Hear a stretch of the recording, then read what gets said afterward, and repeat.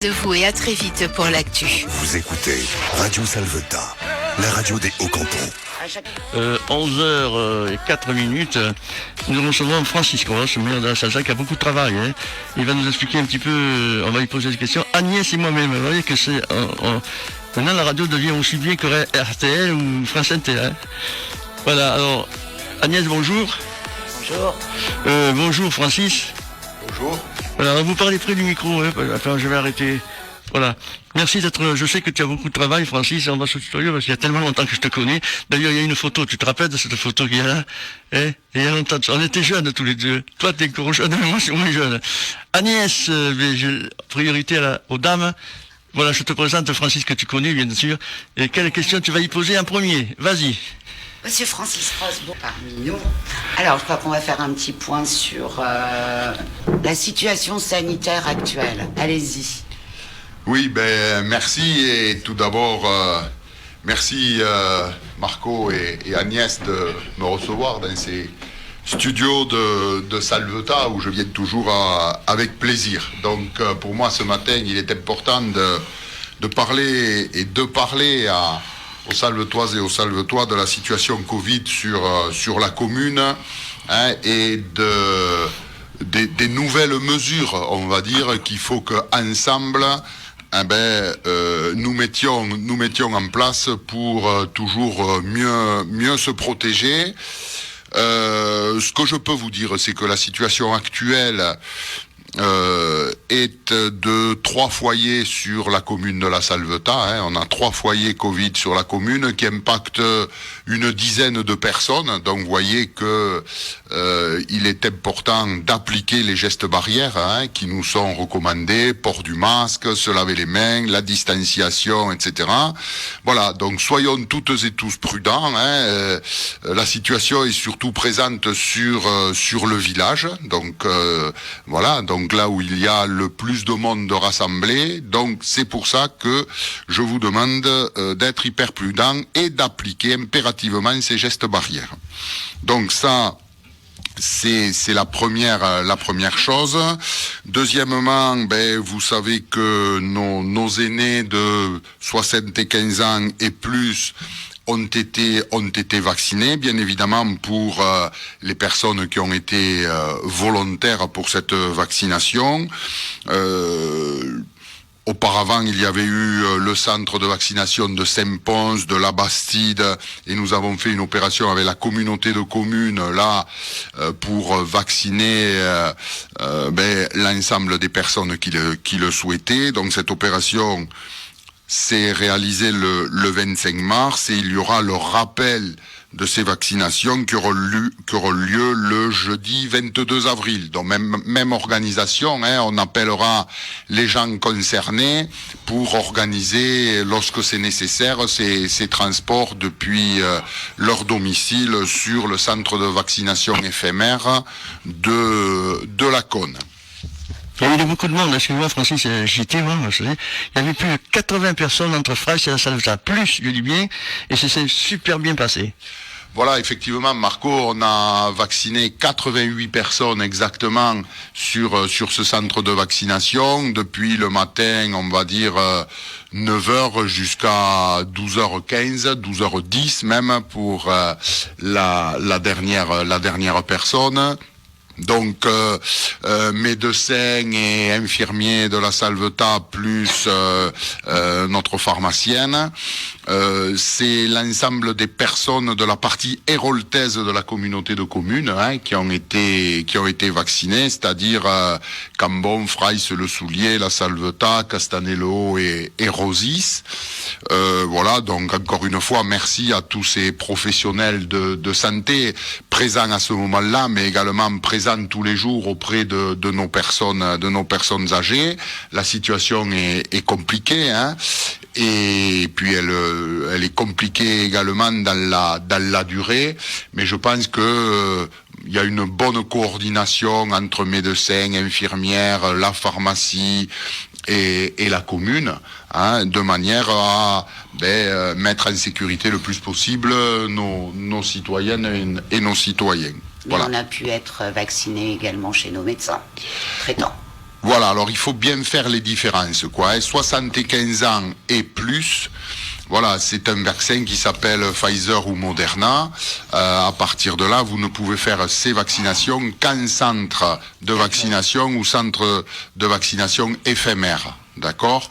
Ensuite, pour les moins de 75 ans, on va dire entre 55 et 75 ans, vous pouvez, sur votre propre demande et avec des cas précis de comorbidité, etc., faire ces vaccinations, mais ça c'est avec AstraZeneca, chez votre médecin ou auprès de la pharmacie. Voilà. Alors progressivement les choses évoluent. En tous les cas, à ce jour c'est la situation, mais peut-être demain matin il y aura une autre situation qui fera que. Voilà. L'idée c'est que les personnes aient la volonté de se faire vacciner, on va dire, en masse, hein, et progressivement, l'arrivée des vaccins fait en sorte que les choses deviennent possibles. Voilà, si à un moment donné on nous facilite les choses, on pourrait peut-être aller plus vite en mettant plus de centres de vaccination sur les communes, etc. Pour l'instant, on n'en est pas là, hein, mais nous, on est prêts. Si jamais il fallait monter un centre de vaccination sur la commune de la Salvetat, nous, le gymnase deviendrait notre centre de vaccination. On a tiré une ligne internet, etc. Enfin, le système serait opérationnel, mais pour l'instant, il n'est pas activé, hein, parce que l'agence régionale de santé, qui est aux manettes sur ces opérations-là, pourrait ou non nous débloquer ces situations. Voilà. Je me rappelle, Francis. Alors personnellement, je suis favorable à la vaccination, mais je ne suis pas encore vacciné. C'est vrai que au travers des personnes de l'éducation nationale, notre ministère nous a promis que nous serions vaccinés prochainement. Il y a aussi les démarches personnelles. Voilà, donc moi, priorité à la démarche personnelle, parce que je pense qu'elle sera plus rapide que celle dictée par l'éducation nationale, même si c'est une bonne chose et que en tous les cas on nous le propose bien évidemment, toujours pas par obligation, mais basé sur le volontariat. Moi je fais partie des gens qui croient que ce virus, cette épidémie, pourra être endigué que lorsqu'on aura un certain pourcentage de personnes en France qui auront été vaccinées, quoi. Et voilà, à un moment donné. On a tous hâte de reprendre. Oui, non, mais on est tous sur cette logique-là, quoi. Mais Francis, alors, je veux revenir en arrière. Je me rappelle qu'il y a 2 mois, tu en avais déjà parlé, presque dire allez vous faire vacciner. Les gens t'ont écouté, parce que 86 quand même c'est pas mal. Et il faut pas abandonner, il faut pas baisser les bras, il faut y aller pour le deuxième. Oui, c'est 88, oui. Ça c'est la dernière opération là du 25 mars à la Cône, mais bon nombre de personnes s'étaient également fait vacciner, soit sur le centre de Saint-Pont, à la caserne des sapeurs-pompiers, soit au centre de vaccination de la Bastide. Au travers de Doctolib, l'inscription sur Internet. Ce que je voudrais faire également, c'est vous faire un point sur la situation donc de mise en place des services publics sur la commune. Donc, comme vous le savez, l'école est fermée. Sur décision bien sûr de l'éducation nationale. Voilà. Nous, ce que l'on va maintenir, et la décision a été prise ce matin avec les adjoints et personnes ayant en charge l'école. Donc demain, le mercredi 7 avril, nous maintiendrons le centre de loisirs ouvert dans les mêmes conditions qu'habituellement, voilà, parce que c'est un mercredi, normalement il y a école, bon là il n'y a pas école, mais nous on maintient le centre de loisirs ouvert. Deuxièmement, le centre de loisirs durant les vacances scolaires, Hein. Donc on maintiendra le centre ouvert du 12 au 25 avril pour les personnels dits indispensables. Alors les personnels dits indispensables, c'est le terme des services de l'État, hein. Ce sont les personnels soignants, les personnels forces de l'ordre, des secours, etc. Voilà, donc les enfants de ces gens-là pourront venir au centre de loisirs. Nous les accueillerons sur une limite de 10 enfants. Voilà, moi je souhaite pas aller au-delà des 10, on en a parlé ce matin. Voilà, donc on met la barre à 10. Vu les inscriptions que l'on a sur le centre aéré, donc nous arriverions avec un effectif de 10 à rendre service à la totalité des parents en demande. Alors c'est le premier arrivé, premier servi. Comment vous choisissez, au-delà du fait que ce soit bien sûr des populations bien spécifiques? Oui, voilà. Donc aujourd'hui, on a des inscriptions parce que les parents, par habitude, inscrivent les enfants la semaine avant, etc. Comme on est à une semaine des vacances scolaires. Voilà. Donc on a regardé et la règle, c'est premier arrivé, premier servi dans le cadre de cette population, voilà, on peut dire des ayants droit, quoi. Voilà. Ensuite, je voudrais insister sur le fait que la mairie et la communauté de communes sont ouvertes au public, mais sous certaines conditions. Parce qu'on me dit, mais la mairie est fermée, etc. Non, la mairie n'est pas fermée. Les services sont ouverts, mais l'organisation est la suivante. C'est, lorsque vous allez à la mairie, il faut téléphoner, prendre rendez-vous avec, soit bien sûr par téléphone, soit par mail, hein, ça c'est obligatoire. Et tout ce qu'on peut traiter à l'oral par téléphone ou par mail, ça se fait immédiatement, hein. Mais s'il y a besoin pour les gens d'amener un document ou de venir rechercher un document, qui nous téléphone, à partir de là, on ouvrira la porte, hein, pour leur permettre de venir rencontrer les secrétaires de mairie, voir le maire, hein, mais sur rendez-vous, en appliquant les gestes barrières, etc. Excusez-moi, Francis, est-ce que le véhicule qui amène les personnes âgées, il est en place même avec le Covid? Oui, nous fonctionnons, le service de transport à la demande fonctionne, oui. Il n'y a pas de souci, on n'arrête pas le système, hein. C'est uniquement en application des règles, ce qui se faisait antérieurement, hein, il n'y a pas plus de restrictions durant ce confinement que ce qu'il y avait sur le premier, hein. Voilà, c'est les mêmes opérations qu'on a mis en place, puisque ça a fonctionné et les gens ont réussi à bien se préserver. Et pour la maison des personnes âgées, enfin la maison de retraite, du coup, comment ça va se passer? Oui, alors la maison de retraite, c'est une organisation spécifique à la maison de retraite, hein. Je vous rappelle que la maison de retraite est une maison de retraite publique, hein, et les règles sont les règles de l'hôpital public, quoi, hein. Voilà. Donc, je pense que le mieux, c'est de leur téléphoner s'il y a quelque chose à demander, etc. Mais l'objectif, il faut bien être conscient de l'objectif et du bon sens des procédures, c'est que les gens se contactent le moins possible, hein, à proximité. Voilà, hein. C'est ça. La règle, c'est celle-là, quoi. Donc, il est demandé aux personnes de moins visiter les personnes âgées, oui, voilà. Leur famille, du coup. Voilà, après, bien sûr, on peut leur téléphoner, mais du contact direct, d'aller les voir dans les chambres, ou etc.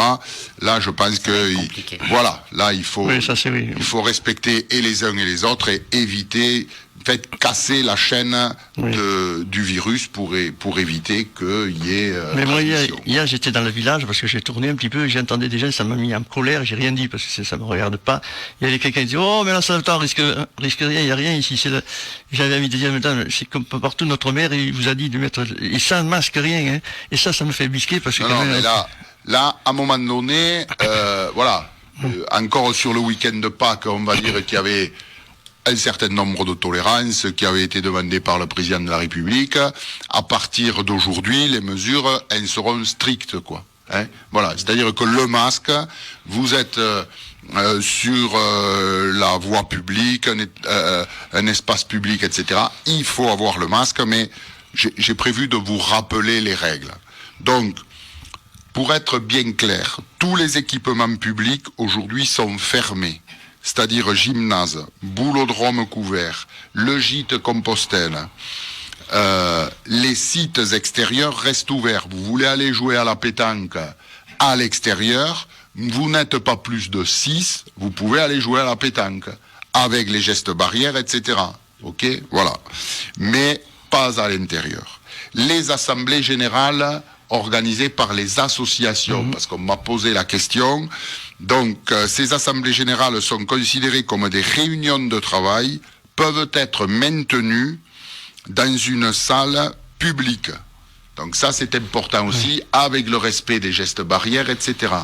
Par contre, après l'assemblée générale, souvent, il y a un apéro de convivialité, etc. Ça, interdit. Pas d'alcool, interdit. Donc, Redundel. Donc la salle du Redundel, comme vous dites, tout à fait autorisée. Vous venez, voilà. Mais c'est une réunion de travail, hein, une assemblée générale, donc peut se tenir. Voilà. En fonction des effectifs et tout, mais bon, les effectifs sur les assemblées générales sont considérés compatibles avec l'espace que l'on a à la salle de réunion du Redundel. Ensuite, sur demande de monsieur le préfet, nous ne pouvons pas prêter de matériel de festivité. Les tables, les chaises, des chapiteaux, etc. Donc tout ça est arrêté pour l'instant. Hein, voilà, on ne vous en prêtera pas au niveau de la mairie. Au niveau des marchés, donc les marchés sont maintenus. Il n'y a pas de problème là-dessus. Sur la commune de la Salvetat, les commerces restent ouverts, à l'exception des cafés et des restaurants. Voilà. Donc ensuite, les commerces, voilà, avec la gestion que l'on connaît. Sauf pour l'emporter, pour les restaurateurs. Tout à fait. Mais là, voilà. Mais là, on n'est pas dans le cadre d'un restaurant ouvert. Hein. Oui. Par contre, vous voulez commander un repas au restaurant, vous allez le chercher, vous mangez à la maison, etc. Ça, c'est tout à fait possible. Hein. Il n'y a pas de problème. Voilà. Donc les cafés, non. Hein. Contrairement au premier épisode, les coiffeurs qui avaient été interdits d'ouverture, là, ils peuvent conserver leur activité. Hein. Ça, c'est fabuleux. Voilà, là, il n'y a pas de souci. Et je vous rappelle que les rassemblements dans la rue et dans les espaces publics, c'est pas plus de 6 personnes. D'accord. Ok. Et bien sûr, masque obligatoire, distanciation, voilà. Hein. Voilà. Donc ça, il faut vraiment l'appliquer.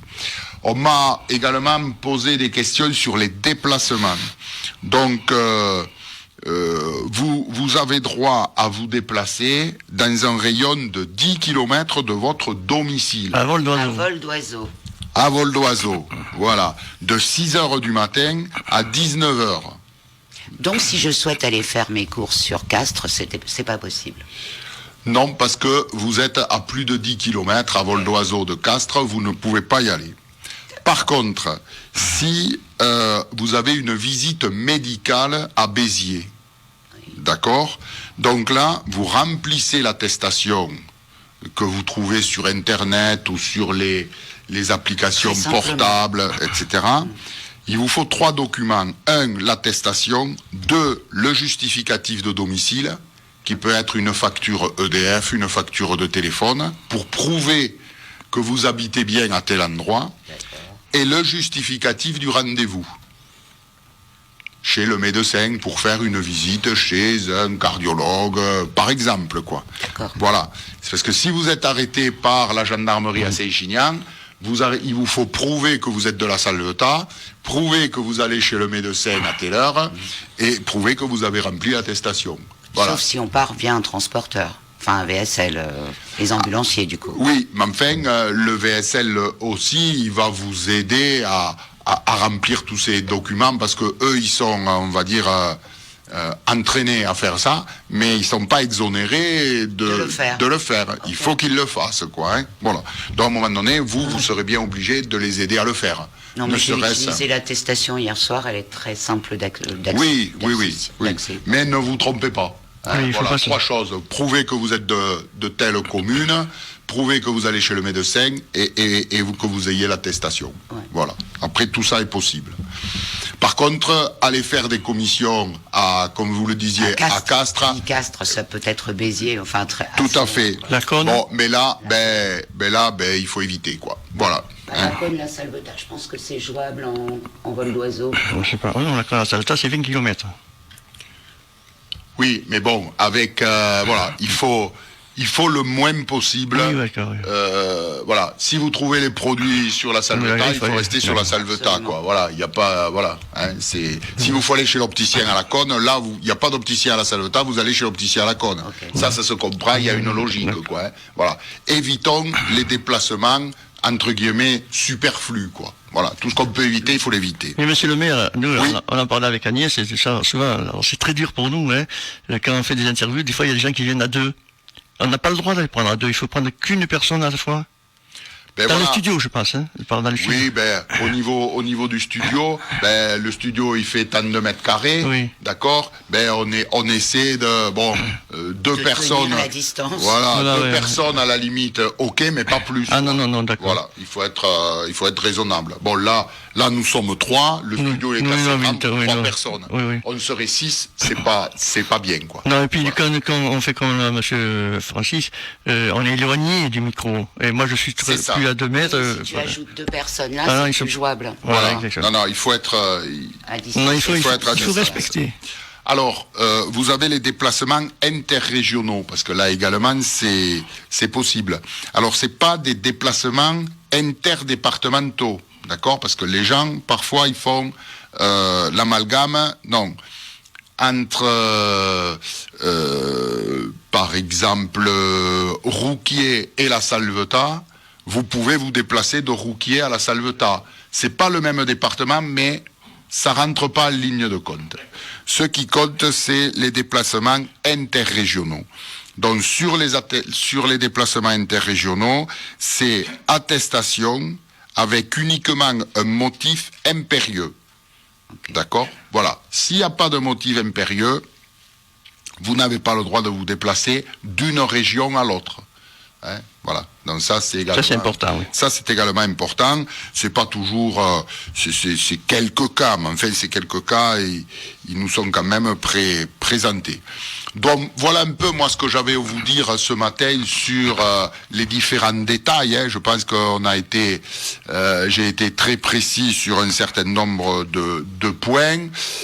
Après, si vous avez des questions à me poser, et si je peux y répondre, ce sera bien sûr avec plaisir. Monsieur le maire, est-ce que tout ça qui arrive, le confinement de ça, est-ce que les projets sont mis de côté là, bien sûr?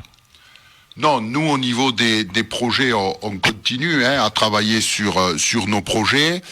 D'ailleurs, on va voter le budget mercredi soir au niveau de le budget primitif 2021. Mais j'attends qu'il soit voté pour venir vous présenter les projets. Je viendrai dans le mois de mai, comme ça nous fait une fois par mois.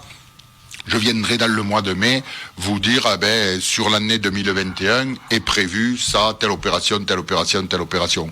Je pense qu'on fera une émission spécifique sur les projets 2021. Okay. Est-ce que, monsieur le maire, je pense qu'Agnès, la salle des fêtes, est-ce qu'elle est finie? Alors oui, la salle des fêtes, elle est, si vous voulez, elle est terminée, on va dire. mais elle est fermée au public. Oui, ça, d'accord. Donc, on ne peut pas encore effectuer l'inauguration. Les derniers détails s'affinent, mais de toute façon, on sait que pour l'instant, il n'y a pas d'ouverture au public qui soit possible. On languit bien évidemment, comme un bon nombre d'associations, de pouvoir utiliser cette salle des fêtes rénovée. Mais pour l'instant, il faut encore patienter un peu. J'ai parlé avec Agnès il y a quelques jours, elle s'en souvient plus.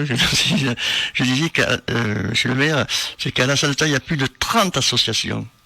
Et c'est énorme pour un petit village comme La Salvetat. Et si un village veut bien vivre, il faut qu'il y ait des associations. Sinon, c'est la tristesse complète. C'est sûr que la vie d'un village, c'est les associations. Et le travail d'arrache-pied actuellement pour préparer. Oui, mais ils répondent pas trop, parce qu'encore, c'est dur. Notre été. Oui, si vous voulez, nous, la volonté du conseil municipal et le travail avec les associations, etc., c'est quoi? C'est de dire, on prévoit un été normal, voilà, avec les festivités traditionnelles, etc., et on se met en ordre de marche dans ce sens. Si à un moment donné il faut réduire la voilure parce que on ne pourra pas faire telle animation ou telle autre, eh bien, progressivement on fera marche arrière. Mais voilà, si on arrivait à passer un été comme l'été 2020, ben ce serait bien, parce que les gens ont été raisonnables, on a bien appliqué les gestes barrières, avec l'ensemble des manifestations qui ont pu se produire. Nous, on a programmé les feux d'artifice, on a budgété les feux d'artifice, avec les associations,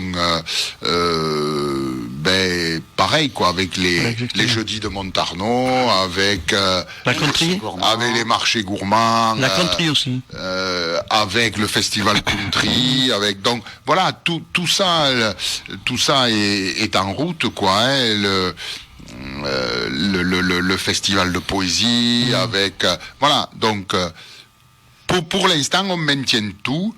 Et si à un moment donné, il faut un peu calmer la situation, bien évidemment, on calmera, quoi. Voilà.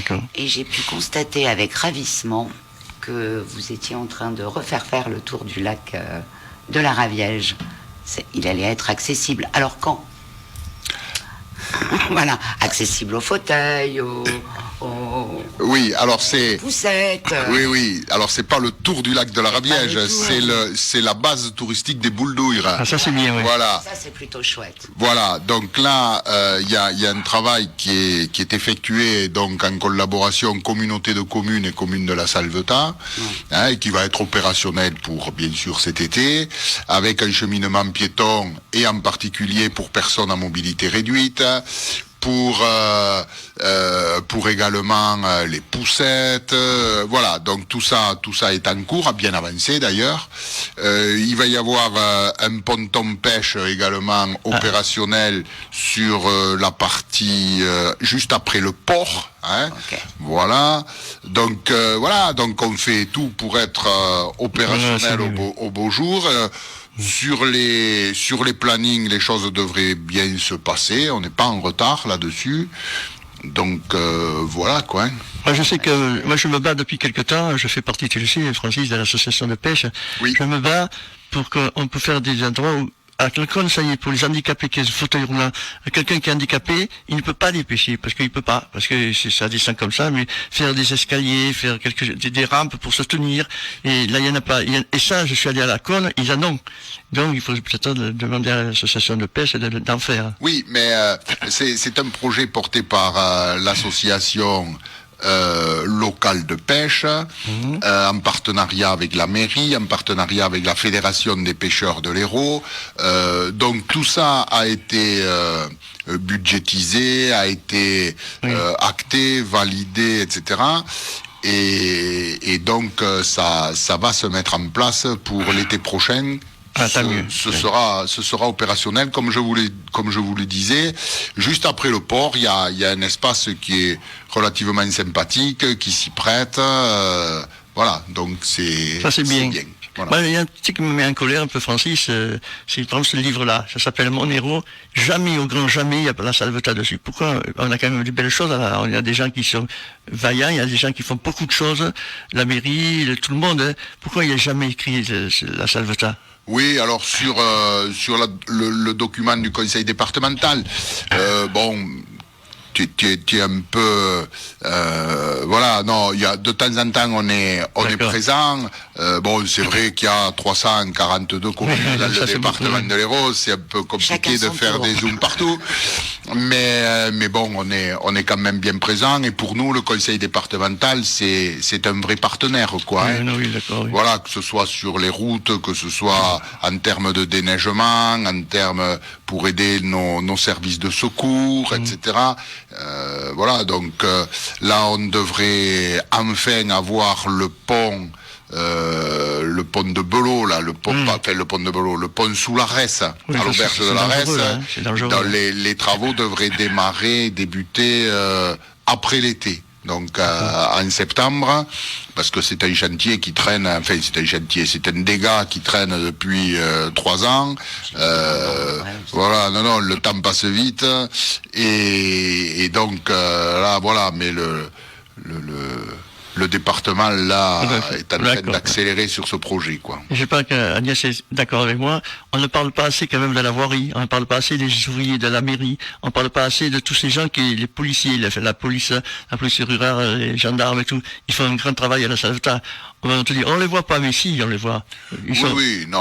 On les croise régulièrement. Non, je pense qu'il faut, vous savez.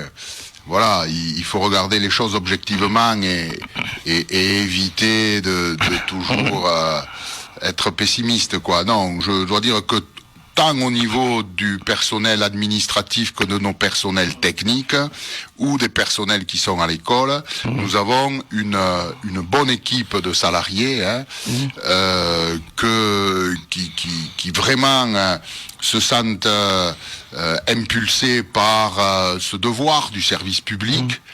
Et je les remercie en tous les cas pour être constamment dans n'importe quelle situation, être présent.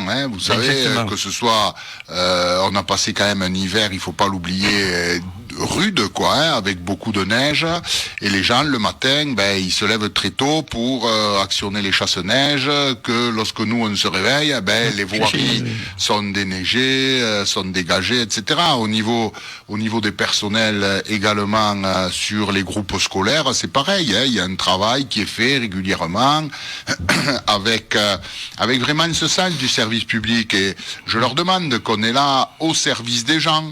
Alors il faut aussi être prudent, parce qu'être au service des gens, c'est pas non plus tout accepter des gens.